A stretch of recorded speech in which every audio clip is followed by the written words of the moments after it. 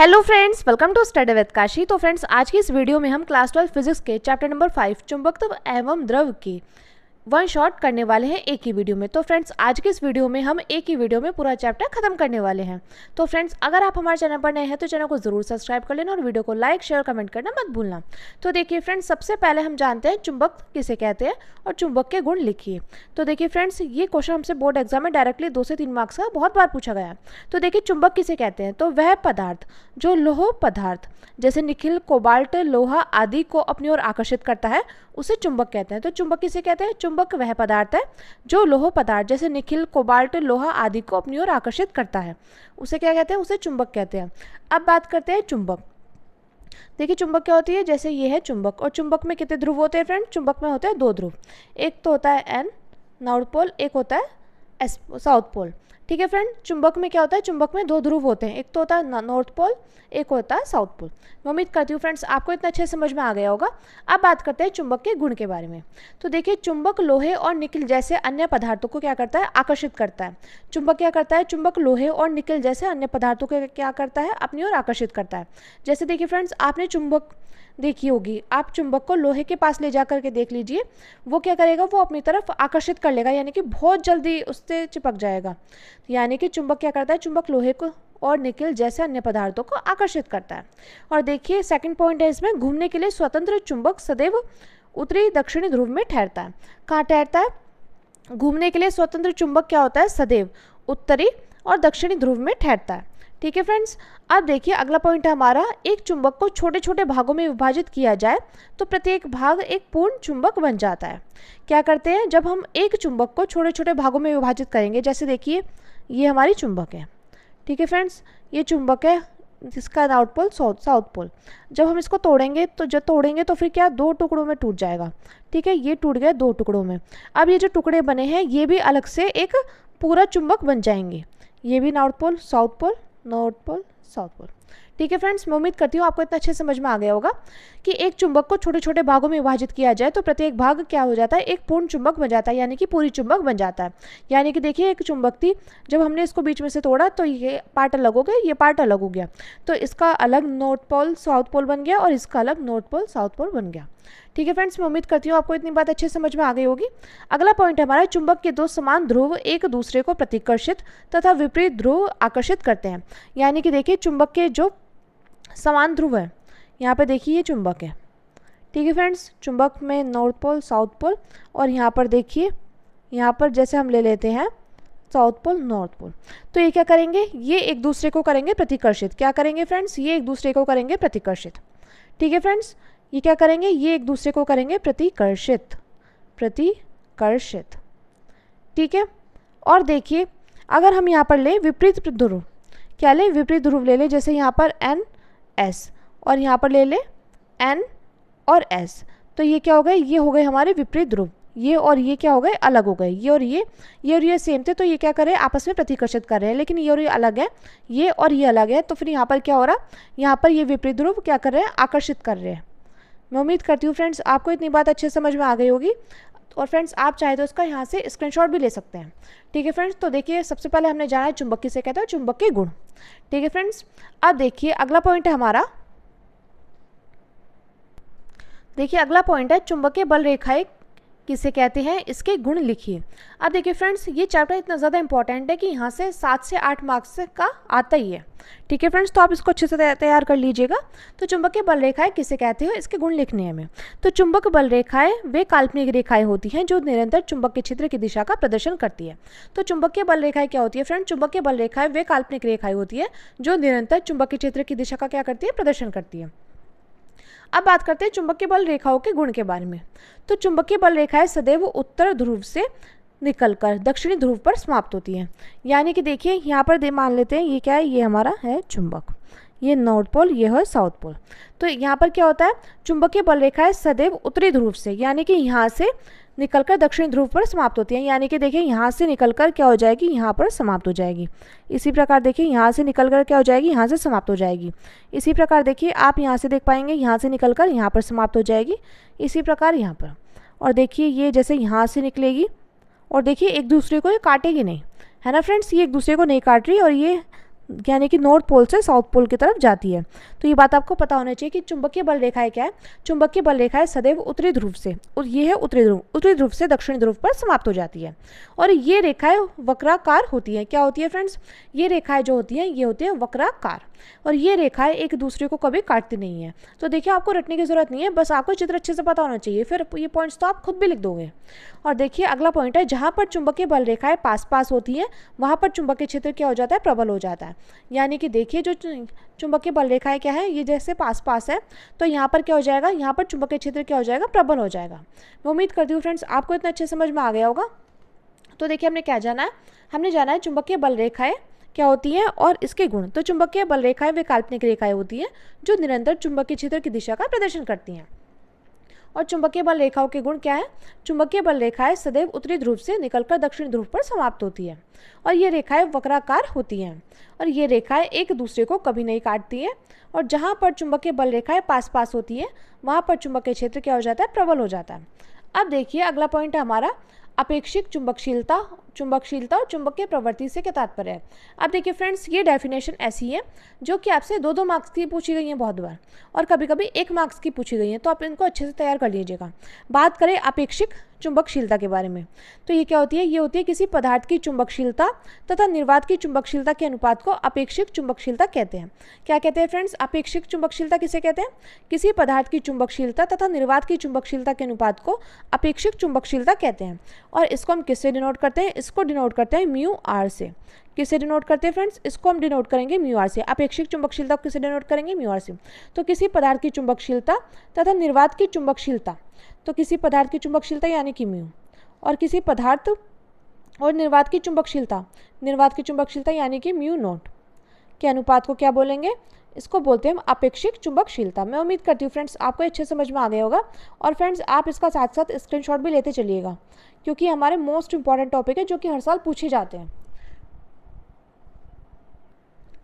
अब देखिए अगला पॉइंट है हमारा चुंबकशीलता। तो हम यहाँ पर लिखेंगे चुंबकीय पदार्थ के भीतर उत्पन्न चुंबकीय प्रेरण यानी कि बी तथा चुंबकीय क्षेत्र की तीव्रता एच के अनुपात को उस पदार्थ की चुंबकशीलता कहते हैं। देखिए फ्रेंड्स ये वाला भी बहुत बार पूछा गया है। एक तो ये चुंबकशीलता और चुंबकीय प्रवृत्ति यानी कि सुग्राहिता। तो देखिए यहाँ से डायरेक्टली आपसे पूछा जाता है। तो चुंबकशीलता क्या होती है? चुंबकीय पदार्थ के भीतर उत्पन्न चुंबकीय प्रेरण यानी कि बी तथा चुंबकीय क्षेत्र की तीव्रता एच के अनुपात को उस पदार्थ की चुंबकशीलता कहते हैं।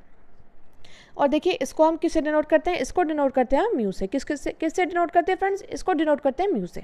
ठीक है फ्रेंड, तो चुंबकीय पदार्थ के भीतर उत्पन्न चुंबकीय प्रेरण यानी कि बी और चुंबकीय क्षेत्र की तीव्रता यानी कि एच के अनुपात को क्या बोलेंगे? इसको बोलेंगे उस पदार्थ की चुंबकशीलता। और चुंबकशीलता को किससे डिनोट करते हैं? तो इसको डिनोट करते हैं हम म्यू से। मैं उम्मीद करती हूँ फ्रेंड्स आपको इतना अच्छे समझ में आ गया होगा। अब देखिए अगला हमारा चुंबकीय प्रवृत्ति यानी कि सुग्राहिता। अब देखिए ये क्या होती है? ये होती है किसी पदार्थ की चुंबकीय तीव्रता यानी कि आई तथा चुंबकीय क्षेत्र की तीव्रता एच के अनुपात को चुंबकीय प्रवृत्ति कहते हैं। तो चुंबकीय प्रवृत्ति क्या होती है फ्रेंड्स?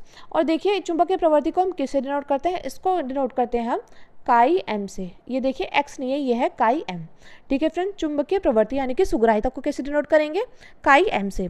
तो किसी पदार्थ की चुंबकन तीव्रता यानी कि आई तथा चुंबकीय क्षेत्र की तीव्रता एच के अनुपात को चुंबकीय प्रवृत्ति कहते हैं, यानी कि हो जाएगा हमारा आई अपॉन में एच। तो फ्रेंड्स ये वो टॉपिक है जो कि हर साल पूछे जाते हैं। अब देखिए अगला टॉपिक है हमारा चुंबकीय व्यवहार के आधार पर पदार्थों को कितने भागों में बांटा गया है, व्याख्या कीजिए।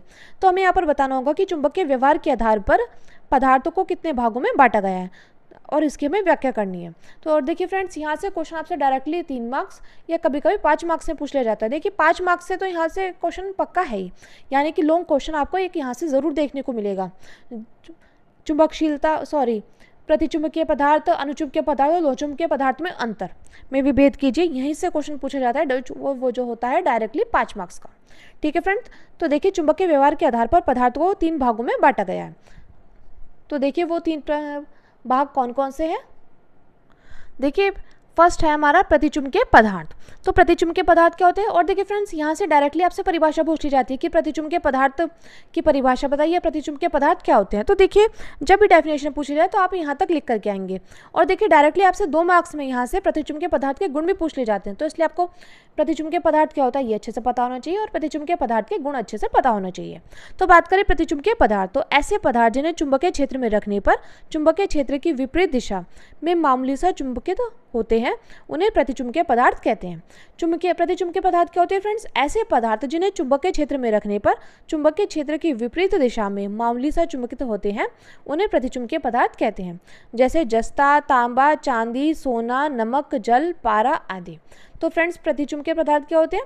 ऐसे पदार्थ जिन्हें चुंबकीय क्षेत्र में रखने पर चुंबकीय क्षेत्र की विपरीत दिशा में मामूली सा चुंबकित होते हैं उन्हें प्रतिचुंबकीय पदार्थ कहते हैं। जैसे तांबा, चांदी, सोना, जस्ता, नमक, जल, पारा आदि। अब बात करते हैं प्रतिचुंबकीय पदार्थ के गुण के बारे में।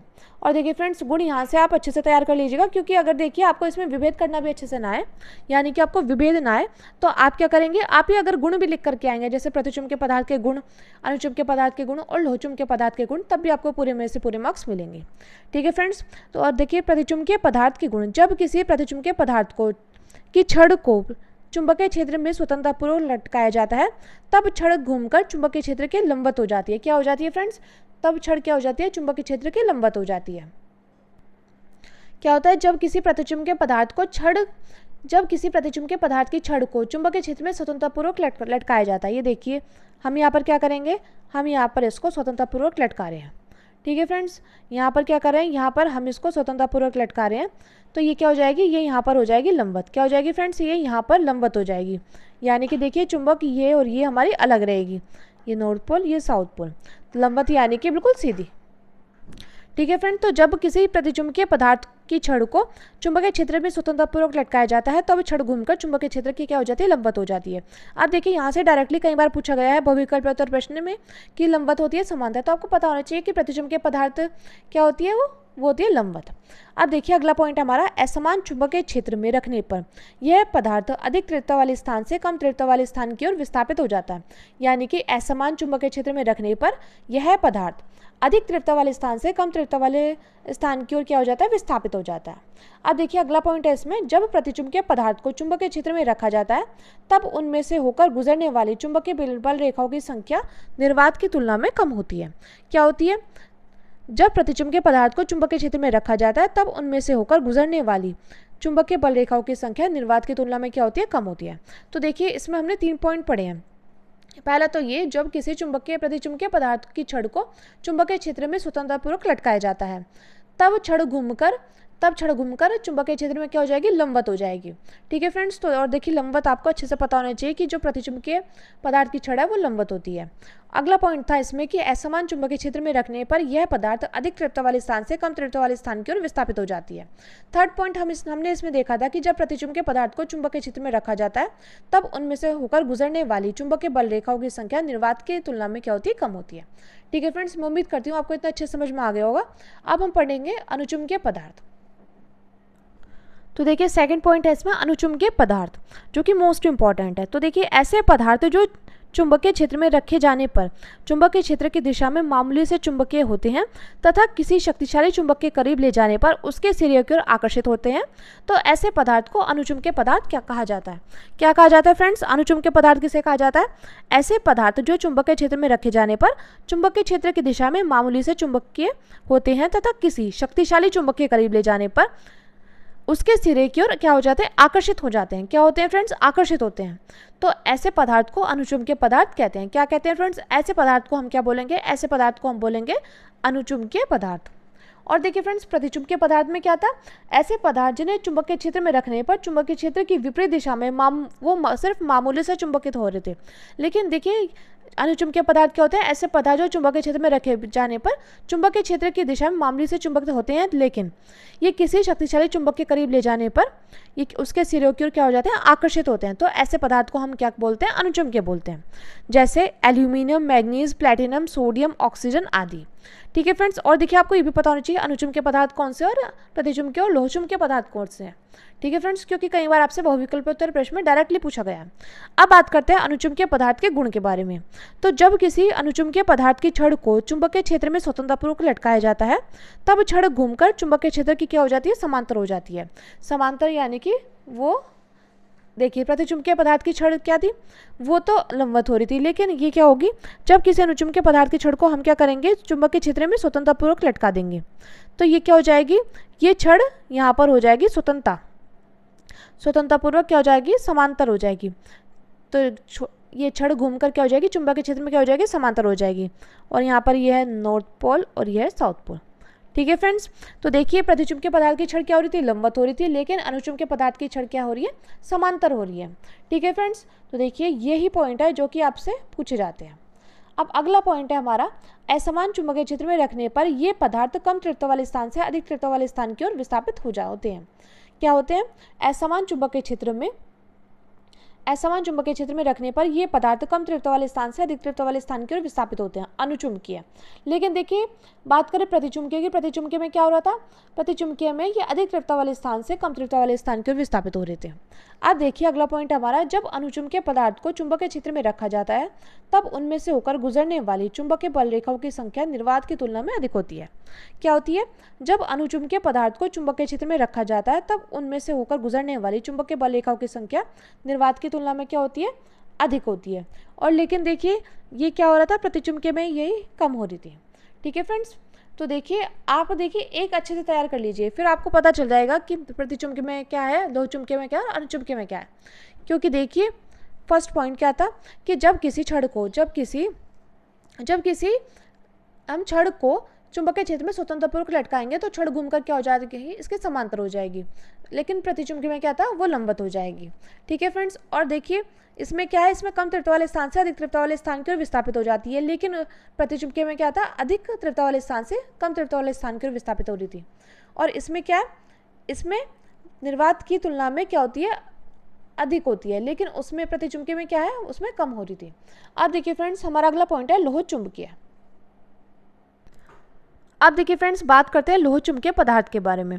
तो ऐसे पदार्थ जो चुंबकीय क्षेत्र में रखे जाने पर प्रबल रूप से चुंबकित होते हैं तथा किसी शक्तिशाली चुंबकीय सिरे के समीप ले जाने पर सिरे की ओर तेजी से आकर्षित होते हैं, तो ऐसे पदार्थ को लोह चुंबकीय पदार्थ कहते हैं।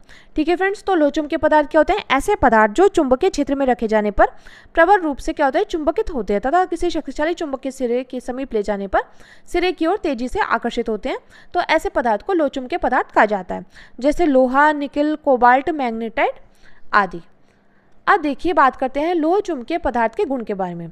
तो जब किसी लोह चुंबकीय पदार्थ की छड़ को चुंबकीय क्षेत्र में स्वतंत्रपूर्वक लटकाया जाता है तब छड़ घूमकर चुंबकीय क्षेत्र की दिशा में हो जाती है। क्या हो जाती है, छड़ घूमकर क्या हो जाएगी, चुंबकीय क्षेत्र की दिशा में हो जाएगी, यानी कि ये भी समांतर ही होगा।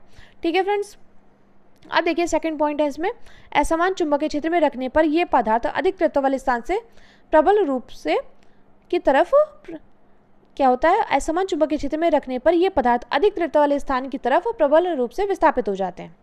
अगला पॉइंट है इसमें, लोह चुंबकीय पदार्थ की छड़ चुंबकीय क्षेत्र में रखने पर अस्थायी रूप से चुंबकीय हो जाती है, अर्थात लोह चुंबकीय पदार्थ में अनुचुंबकीय पदार्थ के सभी गुण प्रबल तीव्रता से पाए जाते हैं। यानी कि देखिए सिर्फ प्रतिचुंबकीय पदार्थ ही अलग है, लेकिन अनुचुंबकीय और लोह चुंबकीय पदार्थ ये बिल्कुल सेम है। ठीक है फ्रेंड्स, तो यानी कि आप अनुचुंबकीय और लोह चुंबकीय में एक को याद कर लीजिए, फिर देखिए ये एज इट इज़ ऐसे ही रहेगा, आपको बस पता होना चाहिए कि इसमें कौन सा पॉइंट है और इसमें कौन सा पॉइंट है।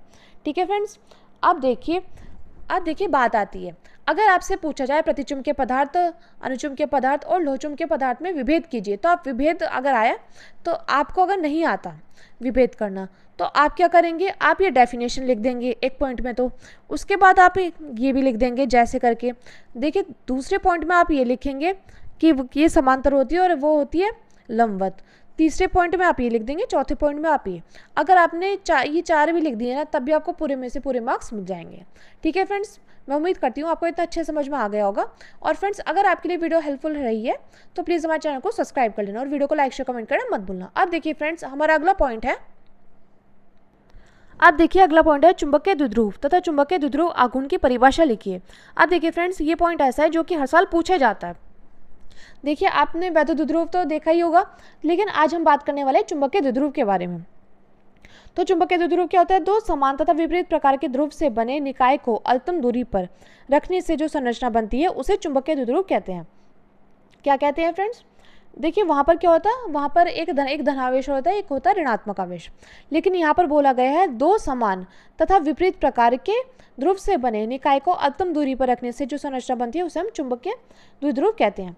तो यानी कि देखिए दो समान बोला गया है ना, यानी कि देखिए यहाँ पर भी है और यहाँ पर भी है। ठीक है फ्रेंड्स, ध्रुव क्या हो गए, ये दोनों समान हो गए। अब इनके बीच की अल्पतम दूरी क्या हो जाएगी 2L। अधिकतम दूरी पर रखने से जो संरचना बनती है उसको क्या बोलते हैं, उसको बोलते हैं चुंबकीय द्विध्रुव। तो ये चुंबकीय द्विध्रुव। अब हम बात करते हैं चुंबकीय द्विध्रुव आघूर्ण आखिर है क्या। तो बात करें चुंबकीय द्विध्रुव आघूर्ण के बारे में कि तो चुंबकीय द्विध्रुव के किसी एक ध्रुव तथा दोनों ध्रुवों के बीच की अधिकतम दूरी के गुणनफल को चुंबकीय द्विध्रुव आघूर्ण कहते हैं। इसे कैपिटल एम से दर्शाते हैं। तो फ्रेंड्स इसका सूत्र क्या हो जाएगा, कैपिटल एम इजिकल टू चुंबकीय द्विध्रुव के किसी एक ध्रुव, देखिए जैसे ये कोई एक ध्रुव है, क्योंकि यहाँ पर बोला जाता है कि दो समान या विपरीत प्रकार के ध्रुव, तो हमने दो समान ले लिए, तो हमने एक ध्रुव ले लिया। यहाँ पर बोला गया चुंबकीय द्विध्रुव के किसी एक ध्रुव तथा दोनों ध्रुवों के बीच की अधिकतम दूरी क्या है, 12 है, कि गुणनफल को हम क्या बोलेंगे, इसको बोलेंगे चुंबकीय द्विध्रुव आघूर्ण। यानी कि इसका सूत्र हो जाएगा capital M equal to small M into 12। अब बात करते हैं इसके मात्रक की। मात्रक क्या हो जाएगा फ्रेंड्स, इसका मात्रक हो जाएगा एम्पेयर इंटू मीटर स्क्वायर। क्या हो जाएगा फ्रेंड्स, इसका मात्रक हो जाएगा एम्पेयर इंटू मीटर स्क्वायर। बात करें इसकी विमा की, इसकी विमा हो जाएगी एल स्क्वायर ए। क्या हो जाएगी फ्रेंड्स इसकी विमा हो जाएगी एल स्क्वायर ए। मैं उम्मीद करती हूँ आपको इतना अच्छे समझ में आ गया होगा। अब देखिए फ्रेंड्स, ये क्वेश्चन हमसे बहुत बार पूछा गया कि डोमेन किस पदार्थ में बनते हैं, प्रतिचुंबकीय पदार्थ में बनते हैं, लोहचुंबकीय पदार्थ में बनते हैं, अनुचुंबकीय पदार्थ में बनते हैं, ये सभी। तो बताइए आप कमेंट करके कि डोमेन किस पदार्थ में बनते हैं, प्रतिचुंबकीय पदार्थ में बनते हैं, लोहचुंबकीय पदार्थ में बनते हैं, या इनमें से सभी। तो बात करें डोमेन किस पदार्थ में बनता है, तो डोमेन बनते हैं लोहचुंबकीय पदार्थ में। ठीक है फ्रेंड्स, यानी कि देखिए इस क्वेश्चन का राइट आंसर हो जाएगा ऑप्शन नंबर बी। अब देखिए फ्रेंड्स, हमारा अगला पॉइंट है, अगला और मोस्ट इंपॉर्टेंट पॉइंट है, यानी कि वो क्वेश्चन ऐसा है कि जो कि हमारे बोर्ड एग्जाम में डायरेक्टली 5 मार्क्स का पूछा जाता है। ठीक है फ्रेंड्स, तो देखिए इस यानी कि इस चैप्टर से हमसे 7 से 8 मार्क्स के क्वेश्चन पूछे जाते हैं। 7 से 8 नंबर आपके यहीं से पक्के हो जाएंगे अगर आपने बस इस वन शॉट वाली वीडियो को अच्छे से तैयार कर लिया। ठीक है फ्रेंड्स, अब देखिए ये है वो टॉपिक जो कि 5 मार्क्स का बहुत बार पूछा जाता है। देखिए हर साल क्या होता है, हर साल 7 पेपर सेट बनते हैं जो कि हर जिले के अलग अलग होते हैं। तो उन 7 पेपर में आपको 5 से 6 पेपर सेट में आपको यही क्वेश्चन देखने को जरूर मिलेगा जो कि 5 मार्क्स में होगा। तो निम्नलिखित पदार्थों में उदाहरण की सहायता से अंतःस्पर्श कीजिए। तो एक साइड आप लिखेंगे प्रतिचुंबकीय पदार्थ, दूसरी साइड अनुचुंबकीय और तीसरी साइड लोहचुंबकीय। तो प्रतिचुंबकीय पदार्थ की बात करें, ये प्रबल चुंबक से प्रतिकर्षित हो जाते हैं, यानी कि जो प्रतिचुंबकीय पदार्थ होते हैं। अब देखिए प्रति का यानी कि दूर, यानी कि प्रतिकर्षित यानी कि दूर जाने की कोशिश। बात करें अनु का मतलब क्या होता है, पास में आना। तो अनु मतलब क्या होता है, पास आना, और प्रति मतलब होता है यानी कि दूर जाना। ठीक है फ्रेंड्स, यानी कि प्रतिकर्षित होना। तो प्रतिचुंबकीय की बात करें, ये प्रबल चुंबक से प्रतिकर्षित हो जाते हैं, और अनुचुंबकीय की बात करें, ये प्रबल चुंबक से क्या होते हैं, आकर्षित होते हैं। इसी प्रकार देखिए लोहचुंबकीय, ये दुर्बल चुंबक से भी आकर्षित हो जाते हैं, यानी कि अनुचुंबकीय और लोहचुंबकीय के गुण सेम ही है, बस जो डिफरेंस है वो है प्रतिचुंबकीय पदार्थ में। तो प्रतिचुंबकीय में क्या होता है, ये प्रबल चुंबक से प्रतिकर्षित हो जाते हैं, लेकिन अनुचुंबकीय में क्या होता है, ये प्रबल चुंबक से आकर्षित होते हैं, और लोहचुंबकीय में ये दुर्बल चुंबक से भी आकर्षित हो जाते हैं। अब देखिए बात करते हैं प्रतिचुंबकीय की, जो देखिए हमने उसके गुण में पढ़ा था वही हमने यहाँ पर लिखा है कि यदि प्रतिचुंबकीय पदार्थ को स्वतंत्रपूर्वक लटका दे तो किसी चुंबकीय क्षेत्र में, तो ये चुंबक क्षेत्र के क्या हो जाते हैं, लंबवत हो जाते हैं, यानी कि प्रतिचुंबकीय पदार्थ क्या होते हैं, लंबवत हो जाते हैं। जब हम प्रतिचुंबकीय पदार्थ को स्वतंत्रपूर्वक लटका दें चुंबकीय क्षेत्र में, तो ये चुंबकीय क्षेत्र के क्या हो जाएंगे, लंबवत हो जाएंगे। इसी प्रकार देखिए अनुचुंबकीय पदार्थ को अगर हम एक समान चुंबकीय क्षेत्र में लटका दें स्वतंत्रपूर्वक, तो ये चुंबकीय क्षेत्र के क्या हो जाएंगे, समांतर हो जाएंगे। इसी प्रकार ही हमारा लोहचुंबकीय पदार्थ है, लोहचुंबकीय पदार्थ भी स्वतंत्रपूर्वक लटकाने पर चुंबकीय क्षेत्र के क्या हो जाएंगे, समांतर हो जाते हैं। ठीक है फ्रेंड्स, अब देखिए अगला पॉइंट हमारा, इसकी आपेक्षिक चुंबकशीलता 1 से कुछ कम होती है, यानी कि देखिए जो प्रतिचुंबकीय की आपेक्षिक चुंबकशीलता क्या होती है, 1 से कुछ कम होती है, यानी कि म्यू आर क्या हो जाएगी, म्यू आर कम है 1 से। लेकिन देखिए अनुचुंबकीय क्या है, इसकी आपेक्षिक चुंबकशीलता 1 से कुछ अधिक होती है, क्या होगी फ्रेंड्स, 1 से कुछ अधिक होगी। और देखिए लोहचुंबकीय की क्या हो जाएगी, इसकी आपेक्षिक चुंबकशीलता 1 से बहुत अधिक हो जाती है, यानी कि म्यू आर से बहुत अधिक हो जाती है। ठीक है फ्रेंड्स, अब देखिए 4th पॉइंट है इसमें, ये ठोस द्रव तथा गैसों में होता है, यानी कि जो प्रतिचुंबकीय पदार्थ है ये ठोस द्रव तथा गैस में होता है, जैसे Sb और Bi। और बात करें अनुचुंबकीय की, ये ठोस द्रव व गैस में होता है, जैसे Al यानी कि एल्यूमिनियम और प्लेटिनम। बात करें लोहचुंबकीय की, यह केवल क्रिस्टलीय ठोसों में होता है, जैसे Fe और Na। तो फ्रेंड्स आप चाहे तो इसका स्क्रीनशॉट भी ले सकते हैं, और ये क्वेश्चन डायरेक्टली आपसे 5 मार्क्स का पूछा जाता है, तो आप इसको अच्छे से तैयार कर लीजिएगा। मैं उम्मीद करती हूँ फ्रेंड्स आपको ये वन शॉट वीडियो अच्छे समझ में आ गई होगी। और देखिए बस हमारे क्लास 12th फिजिक्स के चैप्टर नंबर 5 से यहीं से पूछता है एग्जामिनर। तो आपका देखिए आज की वीडियो में चैप्टर नंबर 5 बिल्कुल कंप्लीट हो चुका है। मैं उम्मीद करती हूँ फ्रेंड्स आपको ये वीडियो अच्छे समझ में आ गई होगी, और देखिए आपके एक एक टॉपिक अच्छे से कवर हो गए होंगे। अगर फ्रेंड्स वीडियो हेल्पफुल रही हो तो प्लीज़ हमारे चैनल को सब्सक्राइब कर लेना और वीडियो को लाइक शेयर कमेंट करना मत भूलना। तो चलिए फ्रेंड्स, मिलते हैं नेक्स्ट वीडियो में। Thank you, thanks for watching.